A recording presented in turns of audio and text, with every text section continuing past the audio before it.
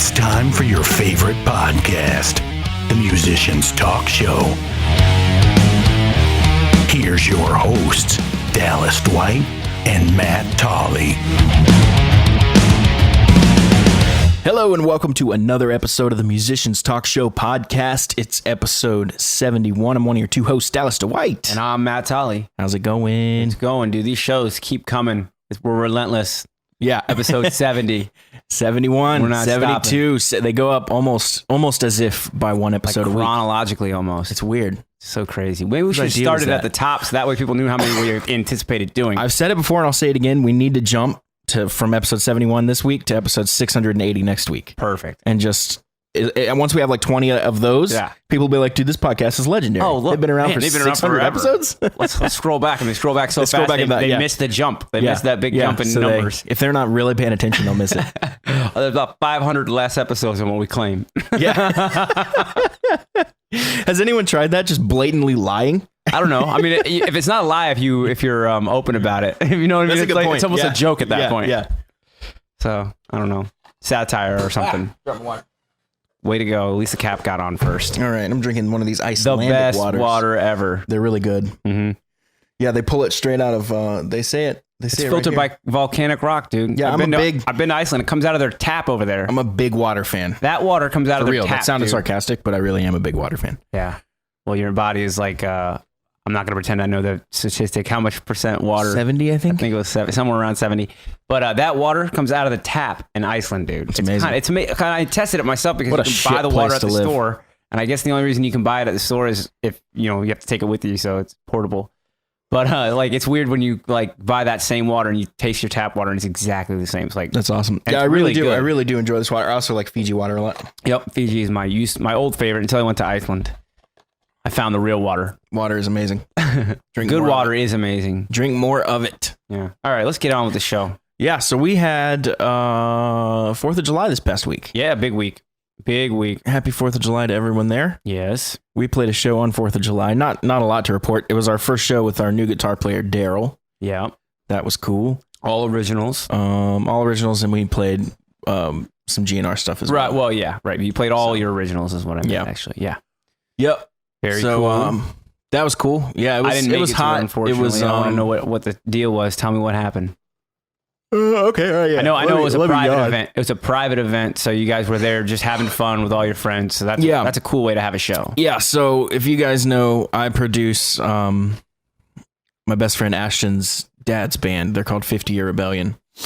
They're a bunch of old dudes that play rock and roll, and it's super fun. They're really good too. So they are pretty good. It's kind of funny. And they're good dudes. They didn't start good, but they got pretty good just the way it all over worked the out, past yeah. 3 years of doing this. That's cool. But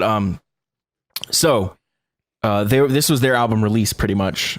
So there were 4 different bands, and it was kind of all the same people, just in and out. So the first band was the 50 Year Rebellion cover band, which I could spew out all the names, but nobody knows them but me. So there's really no. But they do a covers gig kind of thing where they go out and play just for. They just play like for money or whatever. Stone Temple Pilots. Right. Well, they haven't done that yet, but they're just getting started. Okay, cool. But they played like Slither and stuff like that. Nice. And then a few of those guys are also in the 50 Year Rebellion original band, Right. which is what we recorded. By the way, that album's available everywhere. If you search 50 Year Rebellion, you'll get a good sense for it. Yep. It's pretty amazing. unique. I've never heard like a it a lot. style like theirs really. It's kind of like I don't know, I just call it weird rock. Like a lot of weird stuff that you wouldn't expect. It's got alternative flavors in it, and it's got but it's got a lot of classic rock flavors to it, which is my That probably comes from me because I played all the lead guitar on it. Sure.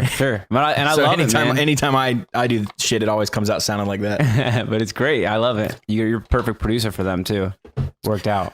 So then the original band, I played the lead guitar in because I recorded all the lead guitar. So they wanted me to play it live for them. So I did that, and I brought out the Gretsch, which is hanging up in Yeah. there. How did that go? How did it feel playing all those old solos? It was good. Oh, Learning I had them to go back again. and relearn them all. But yeah. Right. And I never learned the actual like riffs and stuff, so I had to learn all those as well. Okay. But it was fun. It went pretty well. There's a couple so that Gretsch, it's a big hollow body. Yeah. Have you ever played one of those live? Not live, no, but I've played one just for a They little bit. vibrate like a fucking dude. It's insane. That's where the feedback comes from too sometimes. And it feeds back a lot. Yeah. Yeah, it was really hard to tame. I have to basically use my crunch channel. Yeah. And I turn on the boost right when I hit the solo. If I turn it on too early, Yep, same thing. Yeah. Yep, I've had that same But problem. dude, if like somebody if the room is hitting a certain frequency, your guitar will just go like in your hands, and it's like ridiculous. It's vibrating all over your body. That's so weird. I don't know how people play those live. Like, it was fun for the one gig, but like that's not like a guitar I'm going to bring out a lot. I don't know what you can do to mitigate that. Actually, I wonder what you can do. I think you just have to kind of be like standing far away from.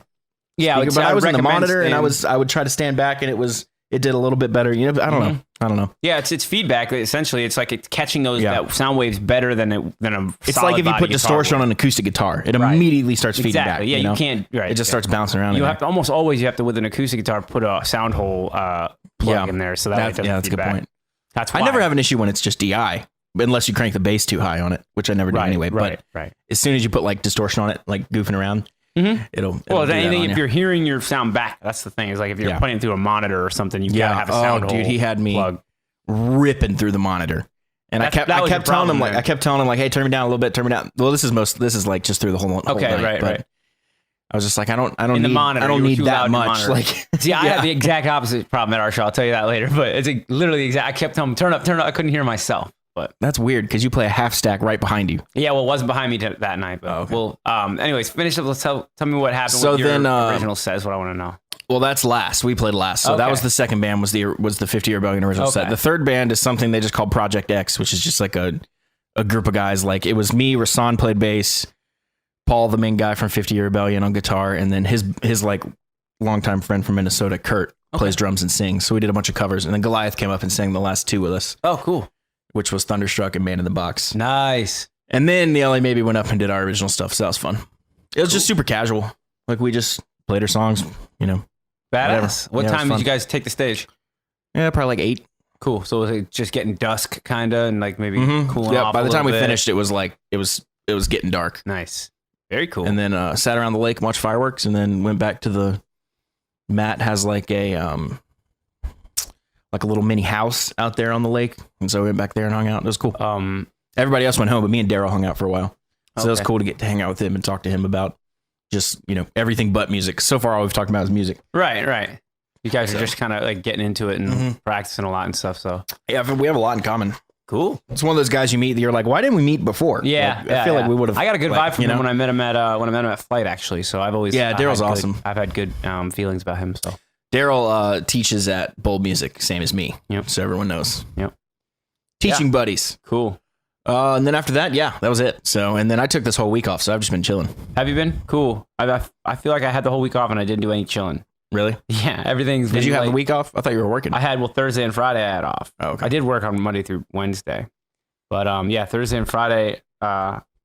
Thursday I went and visited my parents and did all that stuff, and it was cool. And luckily I had to go down there anyways to Dallas and fix the hearse. The fuel line rotted out on it, so I had a line leaking, streaming fuel right onto the ignition distributor, basically. So where the spark comes to ignite the gasoline for your engine, that's where the fuel was spraying all over. So it was only like literally just, it could have exploded at any time, or at least caught on fire. And I'd have been screwed if I would have took off. So that's the hearse? Yeah, and on the 1971. That's the problem with those old Cadillac cars, hearse. man. Exactly. If you don't really know what you're doing, like shit goes sideways. Exactly. And I could have easily not realized that little stream of fuel squirting over there, and just closed the hood and kept going and drove down the road and might have caught fire, might have ran out of fuel. Who knows what happened? But luckily that guy noticed it. We got that changed out real quick. Went out and promoted the show Friday night. We went and saw Reason to Find, the Charlotte rock band. They're all girls. They're really good. The openers were interesting too. They brought some interesting, unique acts that I hadn't seen before. Bull Moose, Digital Drug, some good bands, good stuff, like local bands, Reason to Find, I really am interested. Actually, I'm wearing the shirt right now. That's the shirt I bought at the show.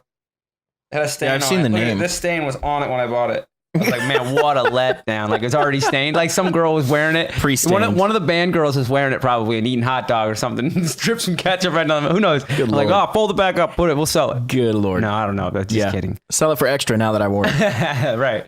So, anyways, they were really good. I definitely had a good time. And we promoted our show while we were there too, a little bit, like just telling people we'll be here tomorrow night kind of thing. That was our first time at the Milestone. So Saturday night, I guess we'll go right into that. Just last night. It was hot. It was hot. You know, it was hot Friday night too. But I mean, all those rock clubs are always. I haven't played one of those in forever, but those things are always like it's just a bunch of bodies in a tiny little room. Exactly. And there's no And it's AC always like, that I know of. Really? Speaking of no AC. Even if they have AC, it's probably off. it doesn't keep up because Can I tell you a story real quick Do. about this? Like one of the reasons why I hate rock clubs like that. Sure. A lot of them are super shady, dude. So we played this show in Osara. It was one of our earlier shows. Okay. We did okay. We just played what we play. And this guy comes up after, and I guess he was wasted and also rich. And he was just like, he was so stoked that he wanted to like invest in us right there. And he Okay. wanted to give us money. So he wanted us to give us a check for, I think it was like $1,200. Okay. So I'm fuzzy. I'd have to ask like Colton or Seth or Ethan or something about how this ended up happening. I don't think Ethan was in the band yet. What's Colton doing? Call him up. Yeah. Well, put him on the podcast. Colton, what really happened? Yeah. We're here with the Musicians Talk Wait, Show. can I pause it? Can we try to call him and get him on here for this? Why not? If he answers, let's try Yeah, that real pause quick. it. Okay, we're going to come right back. Okay, well, he didn't answer. So Oh, well, he's busy. I sent him a text to call me back. And if he does before the show ends, then we'll definitely have him come in. He's got some time. We just started the show. I imagine him sweating on a hotel floor room somewhere. That's where Colton is. Most likely he's Maybe. at work. Yeah. So I'm not going to tell the story until he can get on though. So I made a note so I don't forget. Okay, cool. Anyway, back to your milestone story. It was hot. Keep going. It was very hot. Friday night was hot. We were just standing in the crowd, headbanging a little bit, but like just pouring sweat. I was just like, man, this is uncomfortably hot. And I think they have AC, but the doors are open all night long and people in there. It's You just have to never gonna stay keep up. so much more hydrated than you think. Yeah. But that's not what people do. People just start pounding more beers. PBR. Yeah. So it's just like you fucking PBR's cheaper than water over there. dude. And they charge you insane. like $5 for a water. PBRs are only $2. No, I'm just kidding. So anyways, that was the hottest show I've ever played. I was kind of interested to find it. Yeah, I'm almost positive. Like to the point where you barely feel the neck of your guitar. Like it's just slippery. It's like a slip and slide. Yeah. And Have you ever played a show cold? Yeah, definitely. really That's weird, hard too. because my fingers Your don't fingers wanna don't move. Yeah, they just want to lock Your up. brain knows what's going on. Yeah, and your yeah, you're fingers just trying. physically will not move. It's one of the weirdest feelings. It is a very weird feeling. I always find that hand warmers have one of those in your pocket. So that way you can just reach down and warm up your hand a little bit before, play a song. Anyways, so the milestone gig went well. We were the openers. So we opened the show. Here's the thing. The thing about being the opener, you're supposed to bring some people, but you're not supposed to be the only band that brings people. We were the only band that brought people. There was, I think maybe like a family member per band that came other than who came for us. And another thing, Four bands?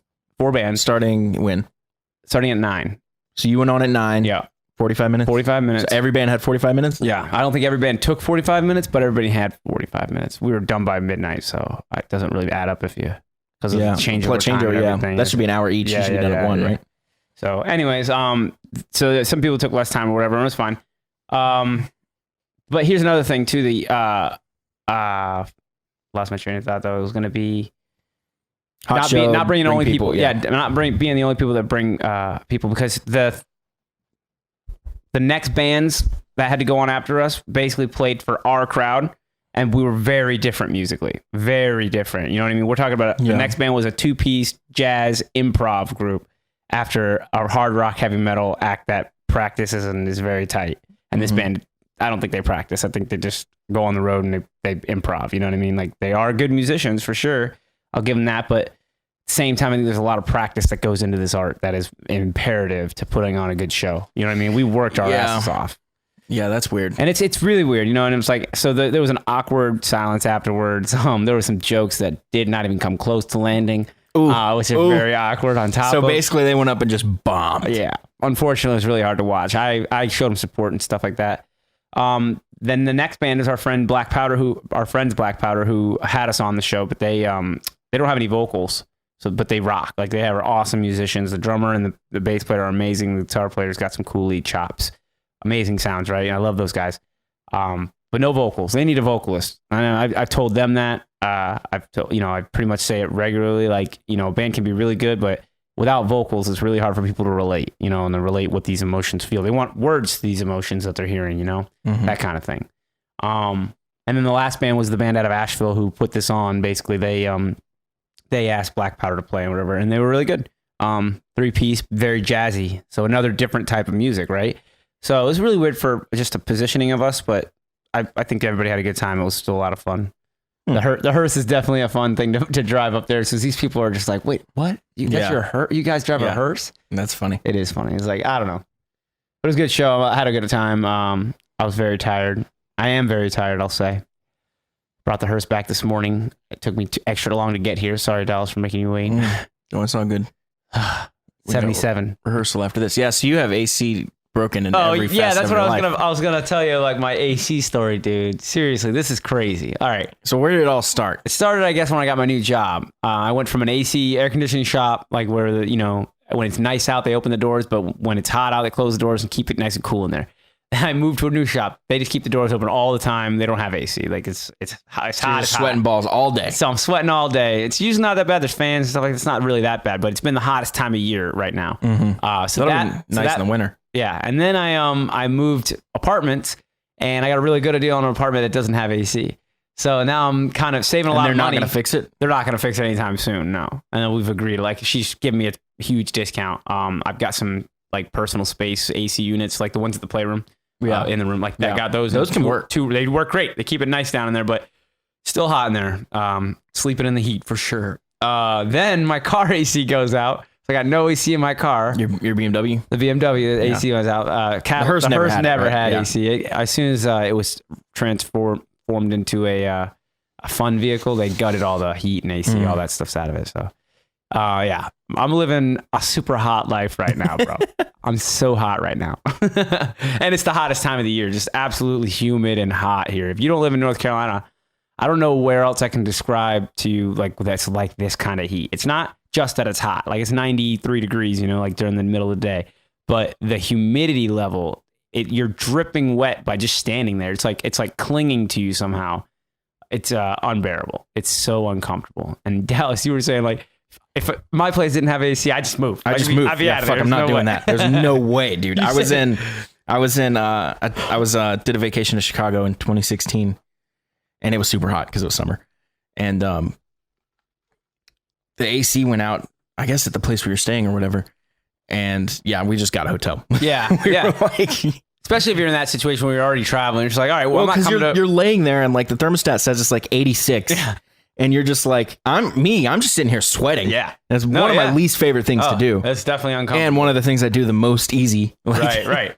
So I'm cool with it being as cold as you want it. Like if your house is at 50, I will not complain. I'm not like that. I'll be so happy, dude. I'm not like that. I'm actually better with the heat, so I'm not complaining too bad. But if it's over 74, you're going to be hearing from me. It's uncomfortable, I'll say that. But one thing I've learned is, like, you drink water and you like electrolyte stuff too, like if you a little salt water or whatever, anything, stuff like that to keep you're hydrated and stuff like that, you're fine. And I've been spoiled as of late, so I don't know what it's like to have been without AC. But until this last 2 weeks, I'll say, I guess it's been 2 weeks now, my life has completely been rid of AC. Dude, I don't know. Like, it's just you takes showed up to my house today, boring sweat. Yeah, well, my car doesn't have AC, dude. It's like riding here with the windows down, and it's just still hot as balls. So it'll still blow air, though, right? It'll blow hot air. Yeah, you want some hot air flowing in your face? Yeah, that's the worst. It is the worst, dude. It's terrible. I remember the moment I realized what the AC button did when I was a little kid. I was in my dad's car, and he went out to go, like, in the grocery store or whatever, and I was sitting in the car with the AC blowing, but the AC wasn't on. And I was just sweating, just sitting there with air, full blast blowing in my face, sweating. And I was like, what is going on? You didn't realize there's a whole, it's crazy too. Like, I just doing these new AC units at my house. You have to ventilate AC. Like, it's not just you put a thing in the room, it grabs air and it cools it down and blows it out. It actually generates heat because it's a unit, and you have to ventilate it so it can go out. That heat can go out and it puts the cold in. And it's magic. Yeah, it's magic. I'll stand right in front of that thing, dude. I never appreciated AC so much. I'm always thinking about, like, what people did before AC, and I'm just like, I would have just killed myself. Like if I was like just in medieval times, like, and I'm wearing those fucking like robes and shit, like, get the fuck out of here, dude. Yeah, so July in North Carolina with no AC. I think I'm gonna write a story about that. Yeah, that's called the title. Too Hot. Good story. Well, guess what? Colton just replied, and he is going to be coming on in 1 second. So let's pause and get that set up, and we will be back in 2 flaps of a butterfly's wing.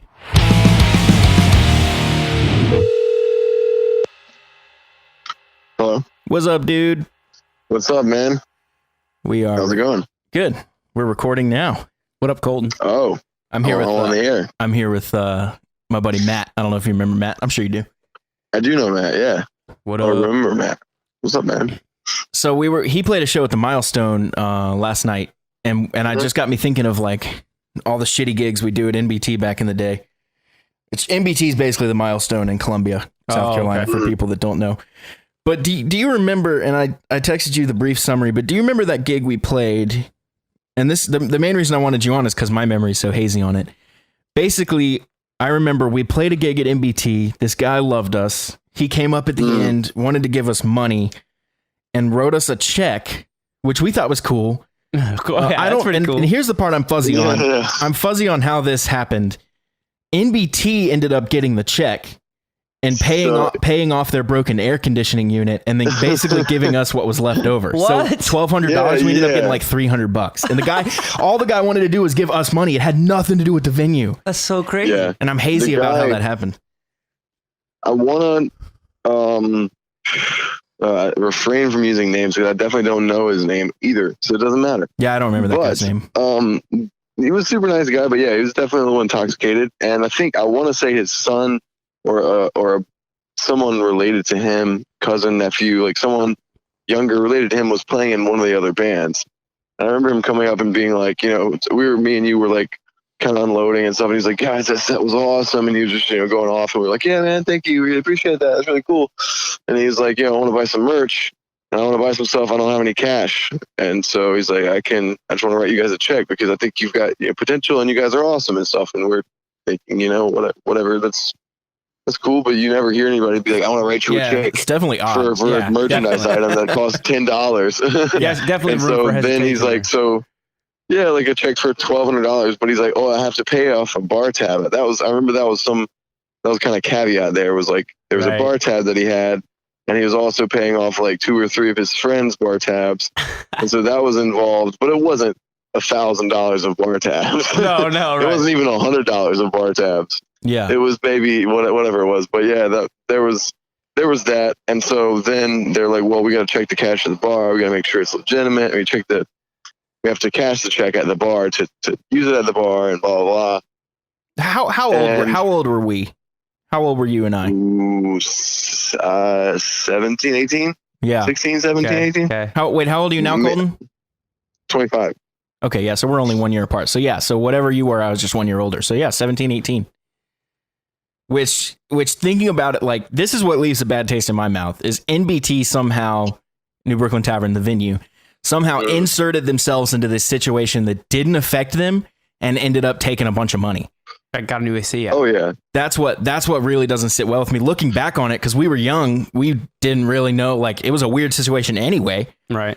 But we didn't really know to be tough or smart or savvy. We were just kind of like, I guess this is how it works. Because like basically, word of the venue goes around. It's a tiny little place. Everyone's like, oh, this guy just gave them a check or whatever. Right. And all of a sudden NBT comes over and is like, hey man, like that has to go through, something like that. And it was just like, and I guess me and Colton were just like, I guess that's how it works. I don't know, Right. Yeah. Well, that's interesting. So this guy we were in a sticky situation, but it was definitely like, we're taking advantage of maybe the right word in that case, I would say. Yeah. But it was, him being intoxicated definitely didn't help. If he was sober, he may have been like, hey guys, I want to give you some money. We can meet up another time. We can talk about this, or I can, however we can do this best. Yeah.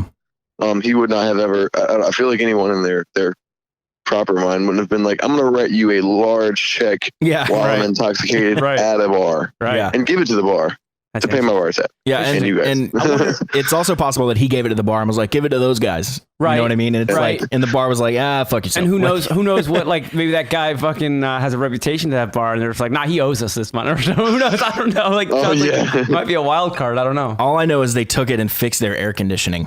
That's so cool. Yeah. And that was very frustrating. We did get some. They did give us like $200 or something. But like, so that was maybe they claim that like, like we provided you with a place to play. I don't know what like your deal was back then with that. I don't know. It just seems crazy. Yeah. That's the thing with that place. And a lot of those places, nothing's in writing. Anyway.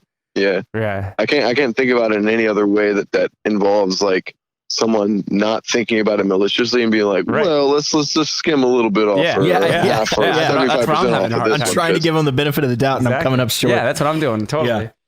Well, Well, I'm not trying to give them the benefit of the doubt, but you guys are. Yeah, no. Well, I was just trying to play that angle. I was trying to think if there was a possible way, in some reality, someone could be like, "Oh, well, these kids, they obviously aren't going to handle the money well, so we're going to put into a good use for them for this venue." I don't think that's ethical. They just not ethical at all. Sure. Something shady went down there. But that kind of stuff, and we've played. All three of us have played a lot of those kind of venues. That kind of attitude and running of business seems to permeate through all of those venues. Right. There's not. It doesn't seem to be one that's free from that kind of like shadiness. It's pretty cutthroat. I think just the music in general. People just don't want to give up money for it. I mean, we played a bunch of shows at New Brooklyn Tavern where a lot of them we didn't get paid, and we brought in a fuck ton of people. Yeah. How's that work? Right. Others we brought in some people and we get paid like they'd come up to us at the end and be like, "Here's your guys' cut." It was $15. You want to know what? Yeah, ours is $25. What are we doing with night. that? We brought in almost all the people, and ours is $25 last night. They split that up. I mean, the bands that had to travel use it for gas or whatever and stuff like that. Yeah. Even though we brought everybody, they brought nobody. So I'm not a big fan of those venues. Man, I'm gonna ask this because it just made me think of this, Matt and Dallas, both of you guys, for Charlotte area and around. Do you have is it a case in the venues you play like where they'll be like asking patrons what band they're coming for?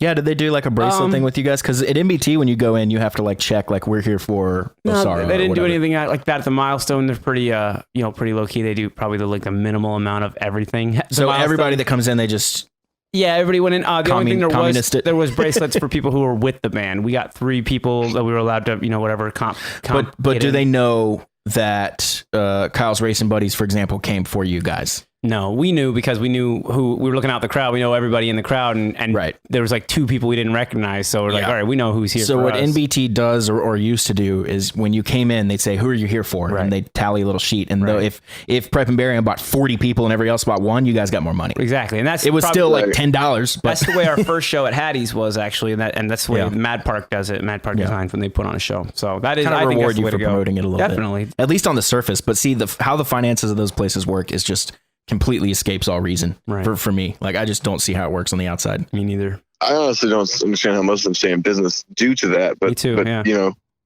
like I realize that it's difficult to run any kind of business. A band and a bar are pretty different, but there's a lot of bigger scale things that you have to go into having to keep a bar running, and especially a music venue / bar. But at the same time, like, it would probably be easier if you just say, okay, people are coming to this show. They all came to this show. We could say there's 100 people at the show for $5. That's $500. $500 at the door. We're going to take 10% of that door. So we take $50 and the bands are going to now make $450 and we'll split that amongst all 4 bands. Or because they keep all the alcohol sales and the bands keep their merch. Right. So, they kind of each have their own pot as well. Venues that like will say we take 10% or 20% of merch.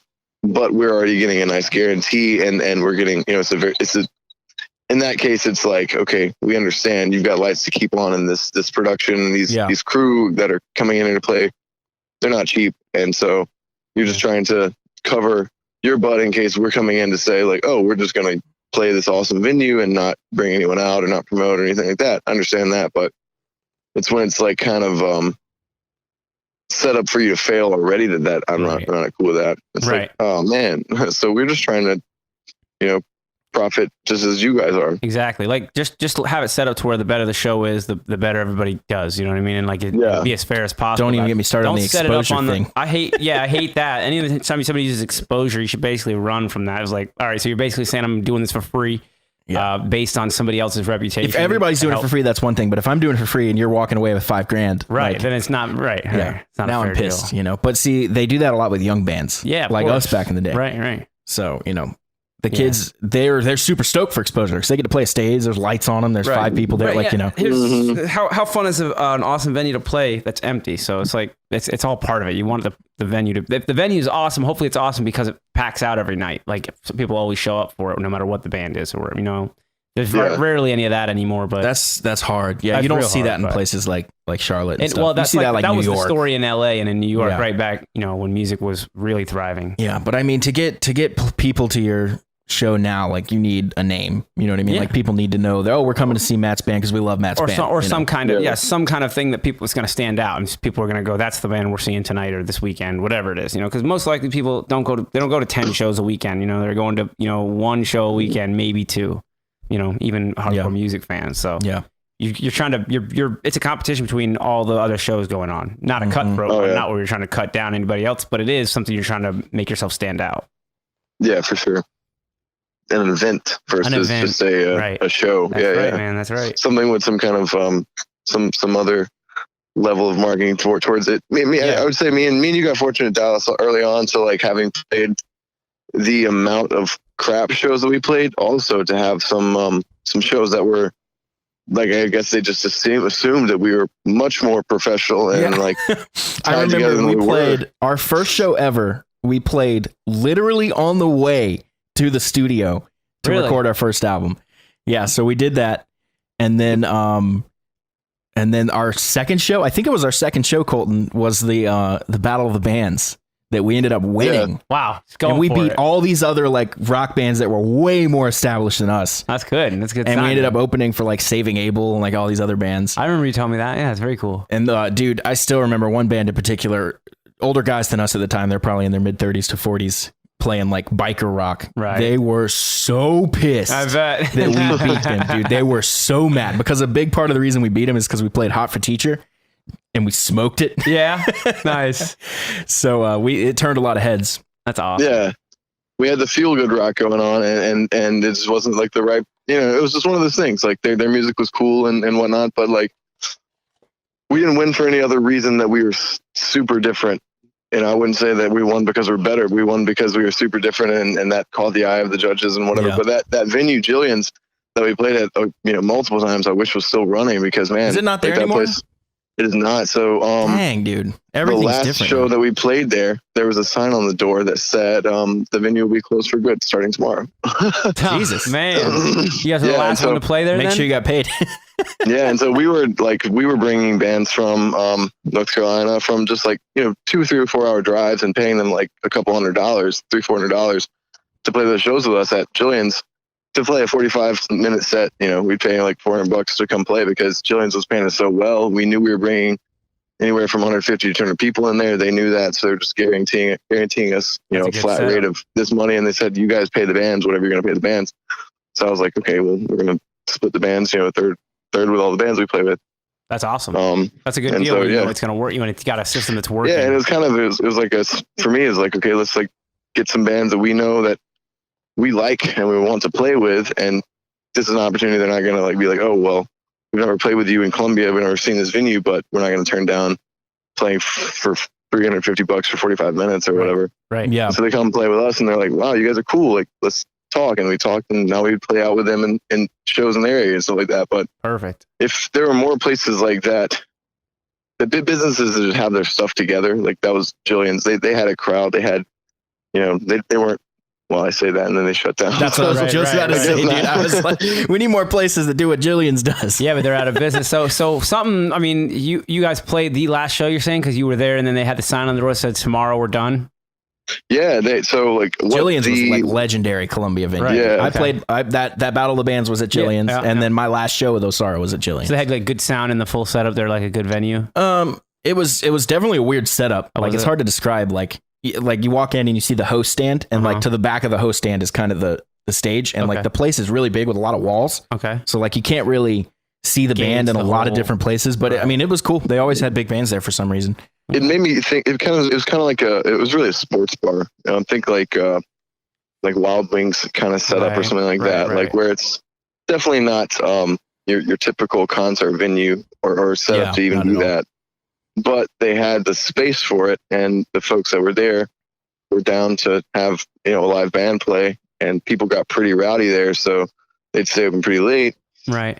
But from what the like waitresses and stuff that night were telling me, because I was like, guys, just saw the sign on the door, and this kind of sucks. We were talking about booking another show here in like 2 or 3 months and doing the same kind of thing, and they were like, yeah, well, we just heard that the owner apparently hasn't paid his like property taxes or the lease for this place in like 3 months, and so They are shutting him down. They're shutting. Okay. He's not selling it, but the city's just taking it over. Or whatever. Again, Okay. more shadiness. Yeah, exactly. Yeah. Like, I wish people were on top of their business stuff, because that sounds like it was a good deal that was working. You just need somebody who is more on top of their obviously their lease. Jillian's had a reputation of paying bands pretty well. That's what I'm saying. Which is Like, making me wonder, were they paying them too well? Because like as a business, like I can only afford a certain amount before I'm losing money. Right. You know, Right. Or, I mean, who knows what he was spending his person, the rest of the cut on. There's Like no way of knowing, dude. Yeah, there's no way. No way of knowing. But Was he like taking money home that's what and I'm not saying. paying his That's lease? what I'm You know? saying. Yeah, So like you never know. that lease money could have been going in his pocket. But that place too. went through a bunch of different managements too, I think. Okay. Yeah. Well, that's part of it, man. Like, hopefully we can get more venues like that. Milestone is one of those venues that's been on the verge of like trying to like go out for a while now. They talk about Save the Milestone. They've been running that campaign forever, and I see why. I mean, MBT it's like- seems like the same way, and both of them and a lot of other venues like this, circling back to the same idea. They all have you noticed they all say like one of the oldest venues Right. and blah blah blah. right, legendary, world It's like famous. every venue like that, and I've played a lot of them around this country. They all say that kind of thing. Yeah. Legendary since 1910. It's like what, dude? It's definitely Like- part of their pull. Like people know that like that place has been putting on music for a long time. Yeah. That's like Yeah. They have like that cult following in some places like right, that. And right. Yep. that's cool to capitalize on that. And I'm sure like a lot of places stay open just because of that. Yeah. Yeah. But Like- I don't think you can necessarily like continue a huge thriving business off of a cult following. No, definitely not. You have to keep it Yeah. fresh, and you have to keep Especially when a lot of those coming. cult followings are kids a lot of times. Yeah, you know? exactly. The Milestone's got people like Nirvana played there. Like there's actually a ceiling tile up there that Kurt Cobain stabbed his guitar through, and they even though it doesn't have drop ceiling anymore, they kept that ceiling tile up there. It's like glued to the roof or ceiling. And like stuff like that is what's always going to make people not want those places to close, because it's like, man, that was the place that I saw Nirvana, or whatever back in the 90s. Yeah. But like that's only, like you said, Colton, it's only going to last for so long. You have to keep something fresh happening, new talent, new people, new interests. I played a place in Greenville. Colton, maybe you can tell me what it is. It was famous because John Mayer played there when he was coming up, and it's like roughly the size of Orange Peel. Is that the Firmament? The Firmament is a really cool place. I haven't been in the Orange Peel in a long time, so I can't even. It's kind of like the size of headliners, like old headliners in Columbia, like bigger than MBT by a good bit, but not a big venue. Firmament is like a cap of like 1,000, I think. It's a little smaller than I think Senate. it was the Firmament, but Sounds about right. I don't even know, dude. That part of my life was weird. I was playing with like a couple other people that I played with for like 6 months and then never played with again. And it's like when you have those moments, you kind of like almost they leave your memory. You know what I mean? Well, and all of it, Yeah, you yeah, definitely have like a 6-month period where you're doing something different than what you normally do. Then that all becomes one little chunk of 6 months. That 6 month thing is like you remember little things from it, but it's kind of a blur. Because I was playing with this pop guy and I loved his music and I have nothing against him at all. It just kind of fizzled out. But somehow he found me and wanted me to play guitar for him. So I went and played a few shows with him, and then one of those shows was that big one at the Firmament, I think. Cool. And then then it just kind of fizzled out. Right. Well, and then I don't know. Like, so like I have like weird memories of that because I can't really remember a lot of it, you know. Yeah. But I do remember that show because it was a pretty big show. I think venues and bands, I think the more I play venues, I see this a little bit more. I'm starting to see this a little more, that venues and bands are, like I said, they're a lot different, obviously, in just the overall business operations day to day. But the thing I was saying, you have to refresh things. You have to keep things new. You can't just, like, if your decor in a venue has been the same for 50 years, maybe it's something like a historical thing, like you were saying, like, oh, this is really cool because it's, this retro bar or whatever. Right. And that might attract people. That, there's things like that are kind of just like, I don't want to say flukes, but, just small things that people really attach to. But if something stays the same for 30 years and it's not been growing, you might want to think to change that. Especially if you're seeing a decline in people coming out too. If like you're seeing like, the results of the stagnant, then you have to start changing it up or coming up with new ideas. Yeah, I agree. Like such novel ideas as clean up the bathroom. like, how hard is that, those are dude? some like, small things. Yeah. Like, come on. Have a working door. Yeah, that can be locked. All the doors in the bathrooms of MBT would always be broken if they were there at all. Yeah, Milestones like that. They had a keg holding the load-in door. It had a keg holding it in shut, like wedged between the stage and the load-in door behind the stage. That was what's holding the door shut, so that way nobody could come in.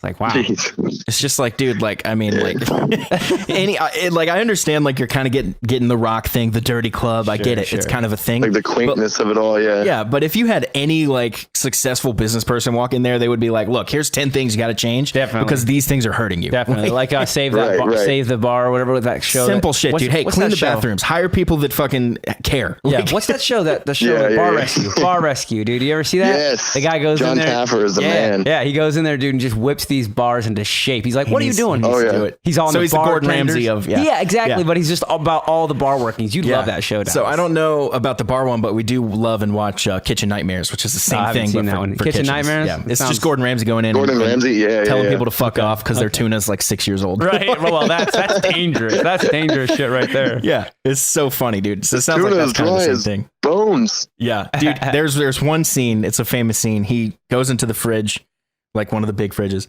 opens up a thing of, I guess it's shrimp, some sort of seafood, and he puts his face in it and then pulls back and just vomits. And the cameraman, you see the camera like fall down, and the cameraman runs away and Oh throws my up. god, dude. Turns out He's the like, shrimp had God. been in there for like a year and a half. Why or would he put his something. face in it? Jesus. Like, does he not know the trick? You waft. You don't put your No, face he's- in it, man. He's Gordon Ramsay. He's all about the show and the Oh TV. yeah, I Yeah, guess he so. wanted to make himself throw up. The drama. Yeah, it's dude. That's a great show. It's kind of an old show though. Yeah.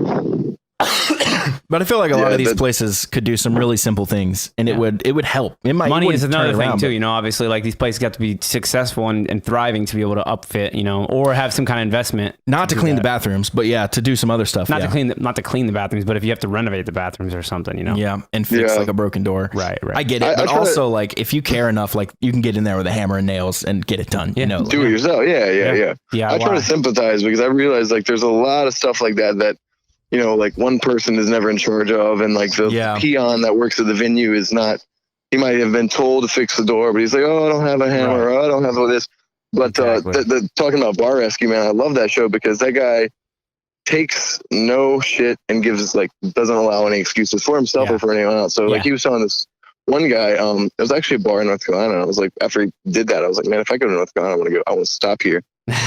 Because they always make them awesome, and then most of the time they close after 6 months because because they go right back to their old ways. Yeah, and so that pisses me off. I'm like, man, how do you screw up something that it's just like been they handed to you so well? Yeah, exactly. Yeah, but so this guy was a military guy, and he was running his bar was kind of more military themed, and so John comes in there and. They had like 2 bartenders and like it's a smaller place, 2 waitresses or whatever. And they're just so slack on drinks. They can't get like anyone to get them drinks. And the owners like walk around like talking to chicks and like hitting on girls. And he's like an older man, you know, so they're all creeped out. They're leaving. Stuff like the bathroom, like they went to the bathroom. There's no toilet paper in here, so let's go. And so like, you know, the girls leave and stuff like that. Like those are very small things you can take. If I'm a female, I walk into a venue and I go into the bar and I got to go to the bathroom. I go to the bathroom. No toilet paper. No toilet paper. There's vomit on the floor. I'm going to be like, oh, I'm out of here. I mean, as a man, I'm like, that's pretty gross, but you know, I don't want to be here now. girls will be gone. we played that Hickory Tavern gig the other. I told you about that, didn't I? Which part? We played a Hickory Tavern gig the other day, and I go in. I change in the bathroom before and after the gig, and I go in, and there's blood all over the floor. Oh wow! If you I was want like, blood, you "What?" got it. And then I looked up, and there was vomit all over the actual toilet. So I was like, okay, well, someone needs to go to the doctor. Yeah, we like, talked about Jesus, this. dude. Yeah. Like, I took a picture of it and sent it to the band chat. Yeah, there's always that guy in It's the like bar current rescue. Cole, when you're saying about the bar rescue, there's always somebody on that show when they go in there and he doesn't want to do it. Like he's like, oh, Always. this is stupid. Like, Always. he's got that look on his face. Yeah. He's like, this guy's not going to go for it. And then, you know, eventually he gets over there and gets in his face about it, you know, and then that's Dude, that's this how it show all- sounds the exact same. It is. It's as very Kitchen similar, but Nightmares. it's more. Yeah. They break it down into expenses for a bar too. Like so, there's a little bit of the budget type thing. Yeah, too. It's yeah, interesting. same thing. Yeah, a little bit, I guess. It is I don't know, really I've never cool seen though, to this see one, like so. that scoop of it because he comes in and he basically says, you guys like Here's where the you're decor is garbage, Right, the food is garbage. Right. You know, here's what you do well at, but let's do it better. And so then you know, you always get the pullback from everyone else who's like dragging their feet and is like, well, we've been working so hard and we can't imagine working any harder. Yeah, And he's you like, haven't you been don't have to working. work harder, you just need to work smarter. Right, right. That's it. And so he told that guy like one thing that like really stuck with me, and he was like, look, man, you can say that, yeah, my bartender is not great, or yeah, my chef, he's not a great chef, you know, he's just a guy. He's like, true. Maybe that's the case. And these people could be trained a little better, and you're not dealing with, the top, chef in the country here at your bar. But he was like, don't pin that on him. Right. You hired the guy, help the guy do what he needs to do. He's like, don't make an excuse for him, and don't say that it's his fault, because in general, you're the owner of this bar. Everything boils down to your money, your pocket. He's like, so take the initiative and say, this is my fault. I don't, it may not be directly my fault, but in the end, it will boil down to be my fault. What can he do better? Like, so how can I make you? How can I help you get these orders out fast enough, and so people aren't just leaving my bar? And I'm like, that's life in general, man. You can't make excuses for things that other people do. You got to take blame for things other people did wrong that somehow affected you and made you do your thing wrong. And then do you guys know or follow Jocko Willink? Yeah. Oh yeah. Yes. He's a man. So that's his whole thing. He calls it extreme ownership. Basically, everything comes down to you. Right. Even when if you're standing there next to somebody while they're making a mistake and you don't help them or giving them insight that that you could help them with, then you're helping them make a mistake, and that's one more person making a mistake out in the world. Like why everything comes down to you. Like if you're standing in vicinity of something you can help, you got to do it. Like that's it. It's such a fascinating concept because so often, even subconsciously, we kind of blame others. Oh, yeah. It's easy to do. It's so easy to do. But it's like, it kind of comes down to, it always comes down to you. And finding the route to which it does come back to you is sometimes challenging, but always rewarding. I heard a really good one time. Somebody said, and I don't know what this is, like a famous thing or whatever, but he says, well, what are we going to do about all these lunatics though? And he goes, well, and the other guy goes, why don't you start with the lunatic that you're sitting in? Like, so you work on yourself first. Everybody's got their problems, and including you. Yeah. Like, so fix your shit. I think everything would be better if that was kind of how it went. Work on yourself first, and then help people when you can. Yeah, because you can only do so much. That's the thing I'm realizing. And I guess as being in a band, being kind of the dude that does a lot of things in the band, or being the manager of the bar, or whatever, they're all just a job title. But at the end of the day, you're dealing with other people. You can only expect so much from those other people, and what you can expect from yourself is basically everything if you are willing to work yourself that hard. Yep. But I saw this awesome, there was a Jocko podcast with, I want to say Jordan Peterson. Maybe it was Joe Rogan. Okay. Both of those things are awesome. Yeah, Jocko had a quote, and I can't remember who it was from. It was like a philosopher, but he was saying like the truth in this quote that he heard from either Joe or Jordan or whatever. And the quote was basically, a man is responsible for everything that he does and everything that everyone around him does. Mm-hmm. And what he was saying was like, obviously that's a little exaggerated, but if you take responsibility for someone else's mistakes that affected you and maybe your performance, or, maybe you did the absolute best you possibly could in the situations, but the people around you did not. Right. Like if you take the blame for that, don't put that on them. Say, here's how I could have helped you. I could have given you better instructions, or I could have given you, a better tool for the job or something like that. Exactly. Something went wrong there. Right. Yeah. You're building that camaraderie between them. You're building their desire to work harder. And you're also kind of reverse engineering the question for them to say, hey, maybe I didn't do the best I could have done. And here's where I could have, fixed it. So it's not just like pointing the finger and being like, you suck. Right. It's more like, first of all, that gets you nowhere. That gets you nowhere just to point the finger and say, like, here's where the mistake was. Like, I mean, it's good to recognize where a mistake was, but you can also, like, you have to work far enough to think why it happened. And like obviously this person wasn't moved by whatever we're all doing together if they didn't put enough effort into it. So somewhere along the line, this person wasn't on the same page as everybody else, didn't have the same enthusiasm, didn't want it as bad. That kind of is also part of it. Everybody has to want it. Like that's that old adage, you can't make somebody do something that they don't want to do. You have to that's the hardest part. It is. You have to make them want it. And it's not up to you to make them want it. Obviously, some people that don't want something, they won't want it. Like it's up to you to decide. Like, is this person going to do whatever, all that, all the people around you, and just who you can rely on, that kind of thing. Yeah, it's so that cult of personality. You have to deal with people that you like personally and professionally. I've always thought Dallas, very driven, very focused, and what you want, you go for and you get. And that's the type of people that I like dealing with, because they're it's very, very simple dealing with someone like that who's like, okay, well, I want to make this type of music, or I want to do this or whatever. It's like, okay, cool. Well, let's sit down and write a song. Done. Right. It's not really much more difficult than that. It's just let's sit down and put the work in. All right, we're doing it. Yep.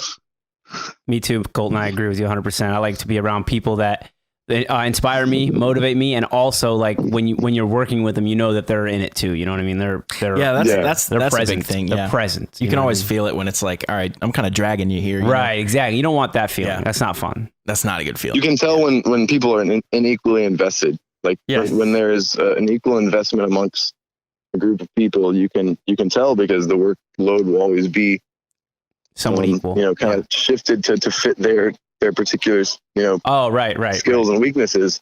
It's not going to be like, okay, he does everything because he does everything and then we just kind of do this. It's going to be like, okay, well, this guy does, the financing because he's more money minded, and this guy does talking to the fans or, cleaning the bathrooms or whatever, whatever the situation may be. But yeah, there's always going to be some kind of workforce distribution that does not involve, okay, we're going to delegate all the tasks to the highest guy and then he'll delegate them to us from there. Yeah, that's not going to be good for the long term. Like, you definitely want to play to people's strengths and divert the workload as evenly as possible, so that way it all works and everybody's happy. Yep. I mean, Speaking of, can we get John Taffer in a metal band? Because I'd really like to hear him in just some kind of musical realm. yeah, he'd You probably should work, totally he'd watch work his that show, ass off Dallas. at it. I need to watch it. He sounds goes awesome. in, so he always walks in, and he doesn't walk in initially. He sends like some folks in to kind of do some espionage into the venue and the bar and their staff and stuff. Right.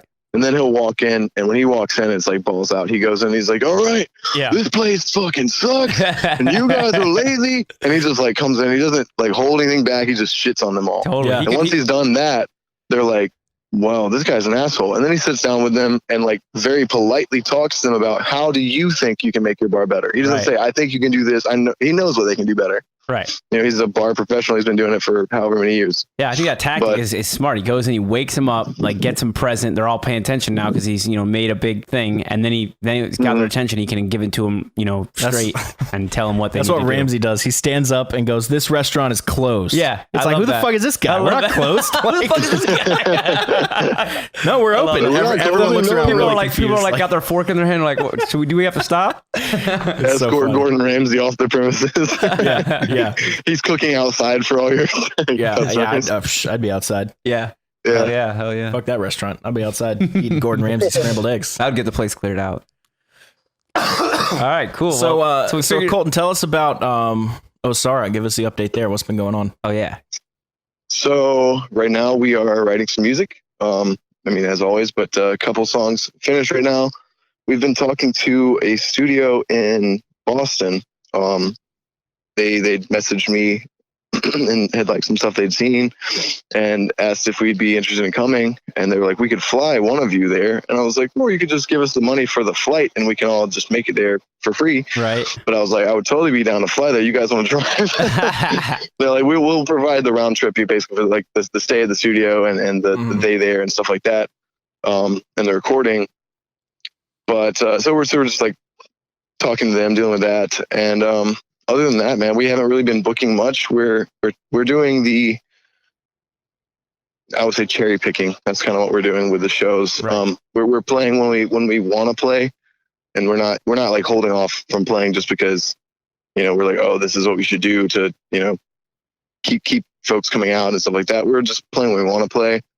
With life being so busy on all of our personal lives, it's kind of like we've got other things to take care of now, so it's a little more difficult to just play as much as we possibly can. But cherry picking the shows is we like certain venues, and that's what I've been doing for a long time, trying out venues, talking to promoters, meeting them, developing some trust with them, and then saying, hey, like, we obviously brought a decent crowd for the show. Next time that someone, some headliner comes or something like that, and you want a good draw and we're going to fit that bill, like, let's stay in touch. And so that's what we've been doing. Nice. And it helps to cherry pick the shows too on venues you like, because then you sound better at those shows when you play too. You're not just playing anything you can get. So.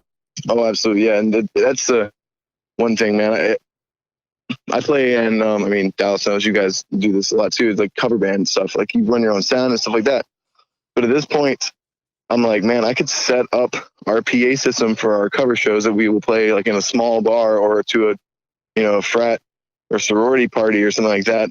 We could set the same exact PA system up as a house system in any venue, pay our sound guy to come and just mix a night of an MBT night or wherever, Milestone.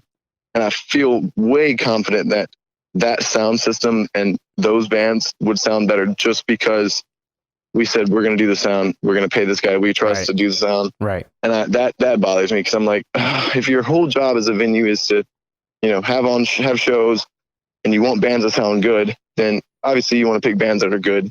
Yeah. So if that's already been done, you pick bands that are good. And then the other thing on your plate left is have a good sound system and a good stage for them to play on so they sound and look good.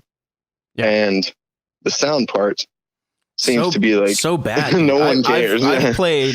How many shows do you think we've played at New Brooklyn Tavern over the years? Oh, for 50 plus. Yeah. Maybe. And not fucking one of them has someone said it sounded great. Never. Yeah.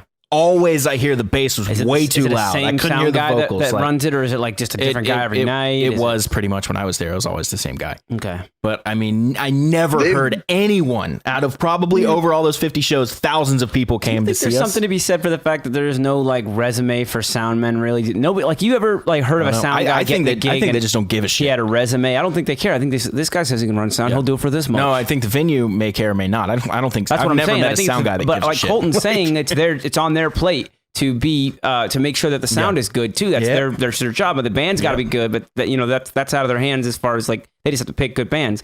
Then after that, it's the sound guy's job to make sure that band's mixed well. And if you're every night noticing that your bands don't sound that good, it's like, well, I know these bands are good. I've heard them play at other places, whatever, right? And you're not sounding good. Like, I think you might want to get another sound guy or work on your sound system, one or the other. That makes way too much sense for these places, man. I know. Yeah, it bothers me because you guys, most musicians that I know and talk to and appreciate do this. And I say all of them do this. You put a lot of money into just your gear and your sound and your cable. I mean, everything from, I take all the cables that I need for every gig. So if the venue themselves has mics, cables, stands, that's cool. I don't use them. Right. It's just like, I know I've been in the case before where I get this 58 that looks like somebody ran over it with a truck, and I'm like, someone has a flu that sang in this and they spit on it. And I'm like, screw that. It's going to sound herpes or something. Dude. Yeah. I'm scared to death of microphones. Seriously. I bring like 2 or 3 different mics. I have a 58, I have the Sennheiser, and I have a wireless. And now I'm at the point now where and this is what sucks. I feel like I know the venue's pitfalls better than they do themselves. Yeah. So I go in there and I'm like, okay, well, I'm going to use this mic this time because they're not going to have me loud enough. I need a louder mic, but they're going to also not watch the feedback. So I'm going to unplug this monitor in front of me. And so I've got no feedback, and I've got the mic that's going to be heard. So your point is that basically all these flaws. How does a venue not pick up on this kind of thing? How does a venue not like on top of this? I think I probably boil, if I had to guess, down to just a combination of like being jaded and not giving any shit. It could be shows up every night. The McDonald's employee phenomenon. Yeah, you know exactly. what I mean? It's like, why do you think your burger's fucked up? Because they don't care. Right. Yeah, man. I've seen. I guess we're on. Kind of bouncing around because I'm kind of schizo. But the podcast talk, man. So Jordan Peterson was talking with, I think it was Joe or Willink. I watch like all of Joe and Jocko's podcasts when I can, when I'm driving, which is a lot. So, but he was talking about that, and he was like, yeah, you can really make a bad situation way, way worse. He's like, everyone says, it couldn't be that bad. He's like, that is the most truthful thing in the world. Like every situation you could ever be in, you have cancer or you going to prison or like the worst thing you can think of. Yeah. You can make that 1,000,000 times worse. Yeah. And not very easily, not very difficult, to make it harder. Right. But I think in that situation, like he was talking about folks that have jobs that they think are, below them. He's like, so you got some smart people that do some jobs that are kind of dumb. You got some plumbers that have an intellect of 140, IQ of 140, and then they're out here doing plumbing. He's like, they can make that life for themselves completely crap, or they can make a huge business and be respected amongst the folks in their community and be helping folks with their plumbing and stuff like that. He's like, you can really add value to what you're in, even if you don't see it as that. And he's like, so he was talking about this guy who he knew who was incredibly smart guy, and he fell in hard times, and he was like in his 40s and couldn't find a job. And he was like, man, there's like a McDonald's and there's like a mechanic shop, and like he was giving all these jobs, and the guy was just like, no, I can't. He's like, so at this point, you're taking no job versus a job.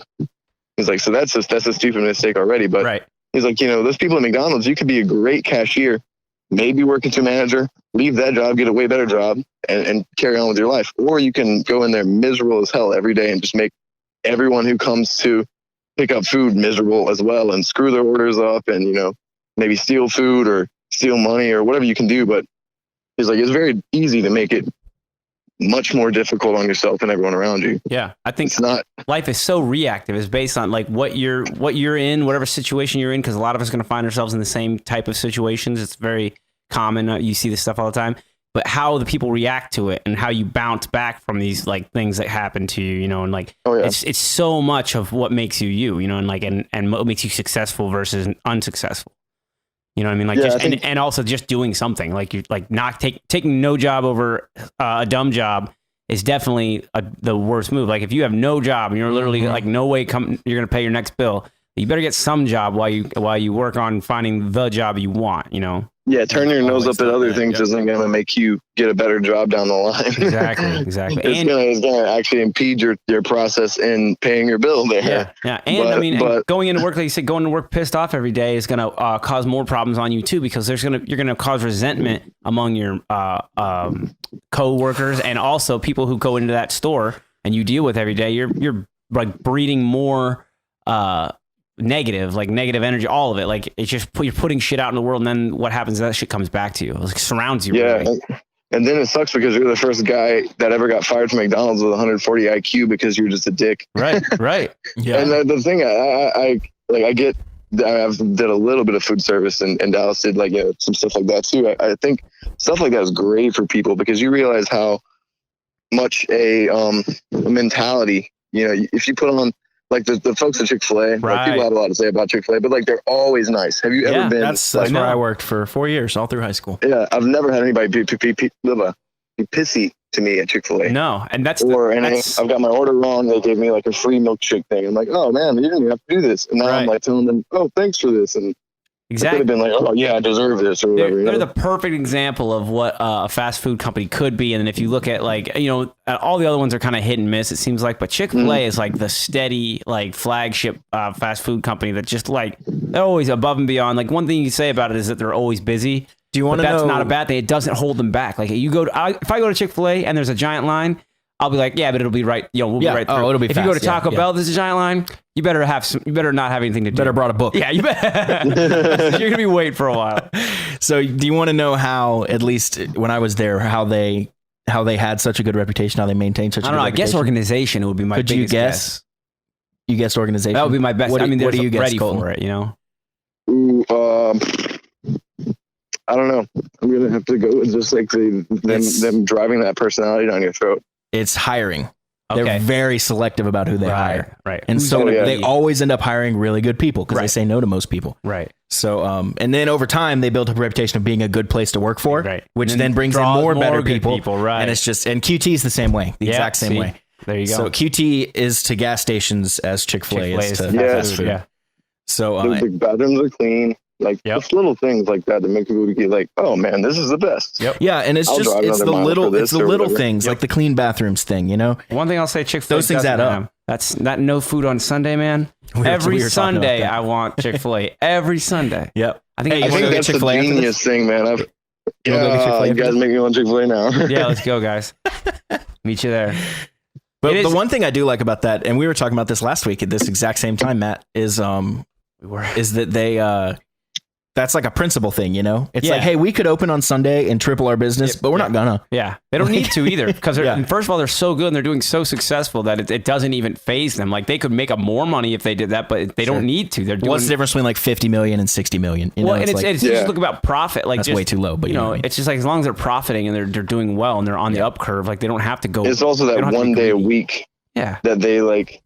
The one day a week, like you said, on Sunday, you're like, oh man, I'm gonna stop and get some. Oh dang it, I can't stop at Chick-fil-A. They got a sign that says close on Sunday. Yeah. Yeah, and then like Tuesday rolls around, you're like, oh, I missed that Sunday Chick-fil-A. Monday rolls around. Dude, Monday morning rolls around, I'm ready. Yeah. I'm like, geez, I've been thinking about it all night. Matt's up all night Sunday watching the clock, scratching my chest. It's like, oh, I need to get that chicken. We've got 2 more hours before we get that Chick-fil-A sandwich. What time do they open again? Does Matt do crack? No, he does Chick-fil-A. He does Chick-fil-A. Scratching his neck. Need that lemonade. Totally.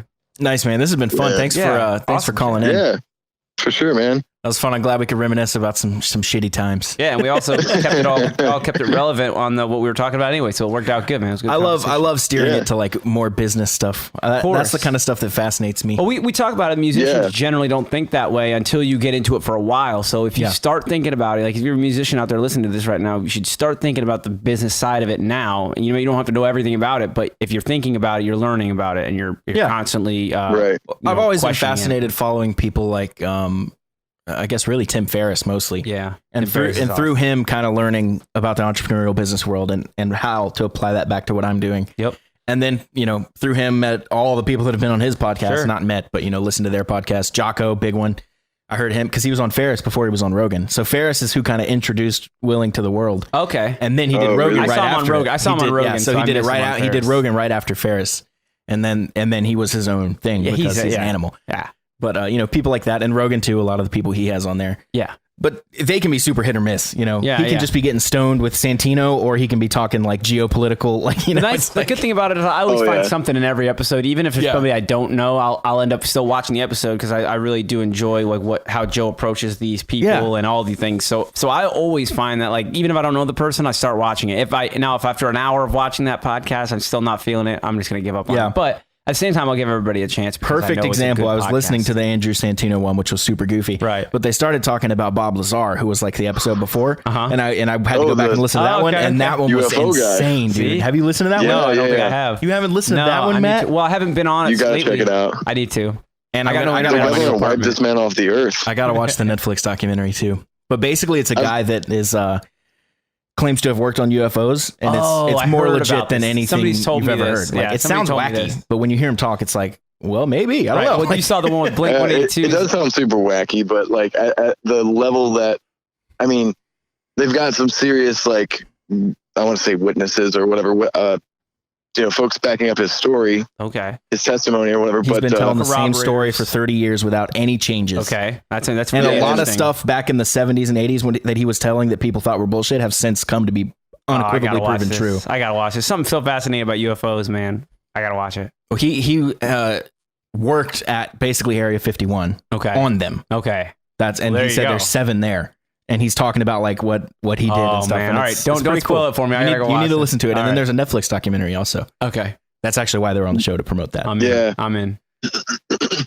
Cool. Crazy do the documentary first. Well, either way, they're both gonna. Yeah, because if I do the documentary first, I'll get he talks. Yes, I know. Yeah, the podcast he talks about his personal life, and that's pretty intense because, like I said, I am always skeptical, which is why I watch those things. Because I just remain skeptical the entire time. Right. You and want to be then convinced. I'm like, slightly less skeptical, but still skeptical. That's just my general disposition, I think, with things like that. Yep. And so at the end, in the podcast, he's talking about how the government basically cleared he has no social security number, no card, no birth certificate. What? People around him get audited by the IRS like every year. What? Like, it's just They're like looking at everybody around him. You make places he worked, so and there's proof of him working has been erased. How's he able to go on YouTube on the podcast and talk about it?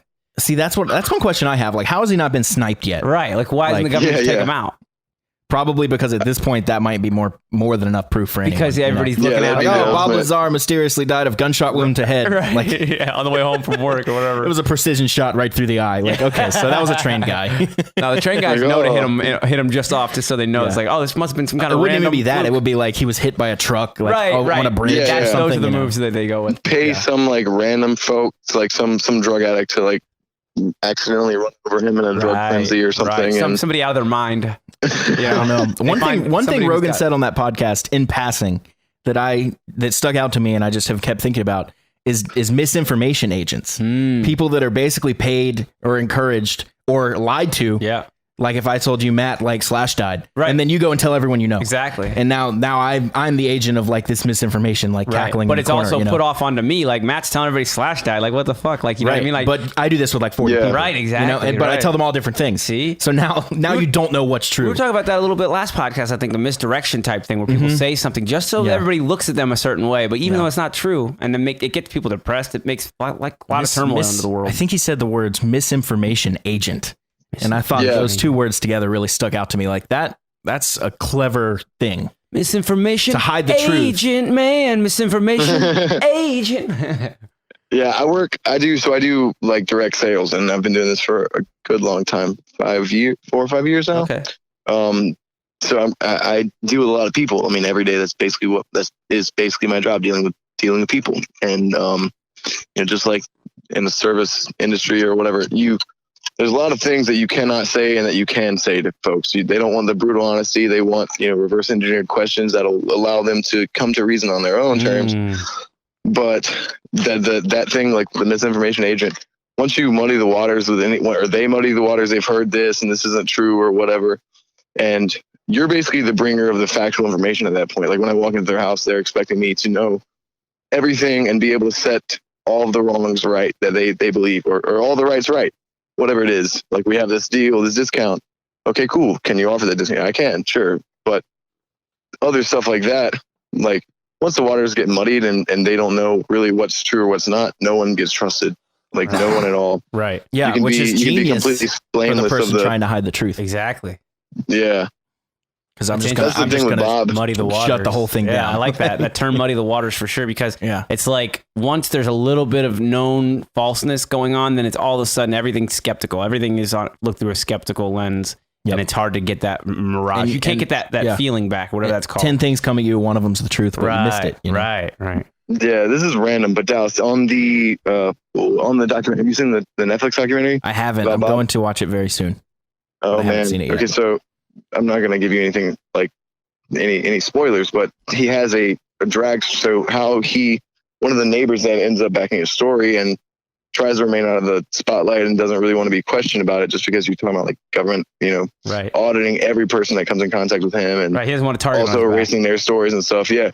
He met Bob because he was like moved to the neighborhood. He was kind of new to the neighborhood and sees a engine powered drag car. That car. And so he's like, he sees that and he's like, what the hell? And so he goes and knocks on the door and starts talking to him, and they, bond over their love for engineering and stuff like that.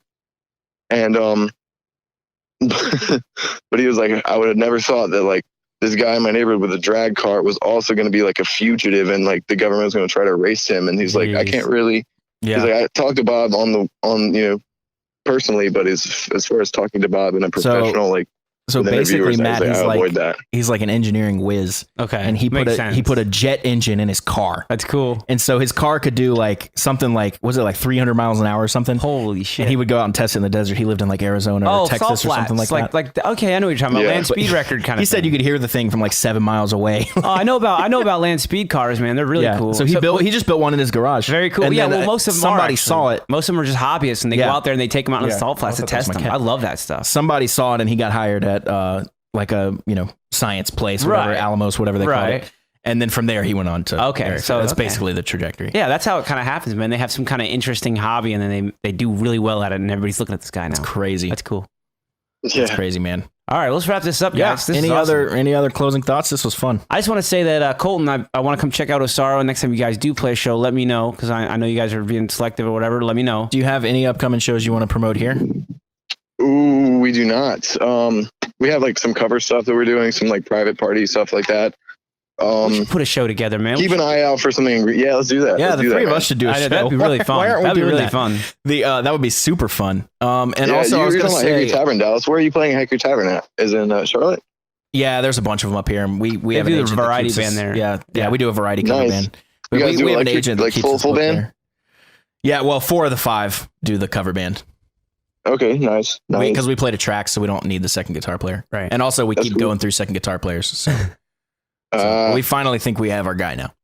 Yeah, he's cool. There you go. Derek. So, dude, Daryl. I've been playing at the Hickory Tavern. Well, the acoustic is a smaller place, but I'm pretty consistent there. Once twice a month at the one in Columbia. Well, not downtown, but northeast. Where's the one in northeast? Yeah, I wouldn't know where it is then over there. Yeah, it's like off Pelham Drive. It's not too far from Spring Hill and stuff like that. Oh, I got you. Cool. I was gonna say I saw you guys played a gig with Brian. I guess Evan couldn't make it. Yeah. That was the night of my birthday, the 29th. Nice. So we played a private show. Happy belated birthday, by the way. Oh yeah, happy birthday, dude. Thank you. Yeah. That was a wild time. I will let you guys know what that was. Basically, it was a nudist colony. Cool. Yeah. So you want to So the first, they had actually emailed me about Osara playing this a long time ago, and I was like, oh, this, I don't know if I want to, I don't know. And so the money was pretty good, and I was like, oh man, I don't know if I can turn that down, but I did, and I was like, yeah, sorry, you can't do this year. So, and I was just thinking that they'd find someone else and never hit me up again. Next year they hit me up and they're like, here's like $200 more, you want to do it now? I'm like, oh, this is like we totally need some things. We're gonna, we planned on spending some money on these certain items or whatever. Yeah. So I'm like, yeah, let's do that. And so we did it. And it was way more calm than I thought. But the first thing you get over is everyone is naked. Over 40 and naked. Wow. So you said you get over that, or you just don't get over that? Oh, well, you it's one of those things if no one really approached us. A couple of people did actually buy merch, and that was kind of a weird encounter when they woke up like with their dick out. Reach out and shake their hand. You're like, oh, your dick touches, you bought it. You break it. I mean, you touch it with your wiener, you buy it. You bought it. Cash only. But where do you keep the cash? Yeah, you don't want to know. Actually, we were making the joke because a lot of these people, like a lot of these folks, I was like, man, how are they out here just like literally balls out, no shirt on? It would be weird because like the assortment of clothing would be weird. Like some guys would have a t-shirt on, but then just be completely naked, and some dudes would have like socks and like sandals on and it'd be completely naked. Weird. I'm like, why don't you have knee socks and sandals if you're just you guys are the your weird balls ones are dragging the dirt? Yeah, you guys were warrior clothes. You didn't feel the need to take them off. No, actually, so the contract said that all the band members and sound and crew, anyone involved in the band and the production had to be fully clothed the entire time. So okay. It was professional in that sense. Like they sent us contracts. We did a down payment, or they did a down payment and stuff like that. Okay. We played the show, and then this past time, we did it again, and both times are cool. Everybody there, definitely like. One of the guys told me like, this is my favorite bar. I call it Mars Bar. I laughed because he was like, it's like another planet out here. And I'm like, yeah, this planet where everybody's naked and they don't wear clothes. But it's just like it really is just like a normal show, except for everyone is naked and they don't interact with you much because they know that they're naked and it's going to make you uncomfortable. Right. But to them, they're just walking around like, not sexual at all, just walking around butt-ass naked, like talking to each other, shaking hands, dancing. And I was kind of like taken back because when we first get there, they're like, "Can you play Megadeth? Can you play like Dio?" Like, and I'm like, "Whoa!" I'm thinking like, you guys are like, "Can you play Wagon Wheel?" Like 5 times. Right. Yeah. And so I'd like kind of set the set list up for some stuff like that. And then the first time we got there, they're like metal. And I'm like, "Yeah, man, we got 80s metal for days and some 90s stuff and stuff like that." So that was cool that we can kind of go out there and just do what we do best, not have to like pander as far as cover choice and stuff like that. And paid well, a little weird, awkward gig, but it still worked out, right? Like people. That sounds like one of the more interesting gigs I've heard. Yeah. Yeah, and we got our sound guy to set the lights up just so perfectly that they would all shine directly in our eyes. I was gonna say sunglasses. That's perfect. I wear sunglasses because I'm like, man, if I look, I'm gonna forget words. Yeah, exactly. Screw up chords. I'm just gonna lose focus. I'm just gonna close my eyes and put the sunglasses on so no one knows I'm closing my eyes. Nice. That's what I do too. Yep. We had a sound guy the other day. He kept trying to get my attention, and like I kind of would catch glimpses of him like getting my attention like later in the show. And I told him at the end, I was like, dude, sorry, like my eyes are closed like probably 80% of the set. Like you were looking right at me. Like I wasn't ignoring you because like I'd open my eyes and I could tell he was like frantically waving like he had been for like a minute. I was like, dude, yeah, like I just didn't see you. All right, man. That's awesome. Yeah, dude.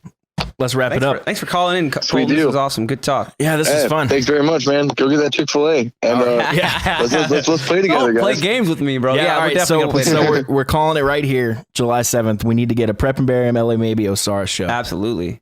Let's do it. Done. Let me know what time. Let me know what time. I'll be there. All right, Matt. We'll do all the work. Let me know what time. I'll show up. You guys make sure it's all good. Yeah. All right. Let's play that Nudist Collie gig together.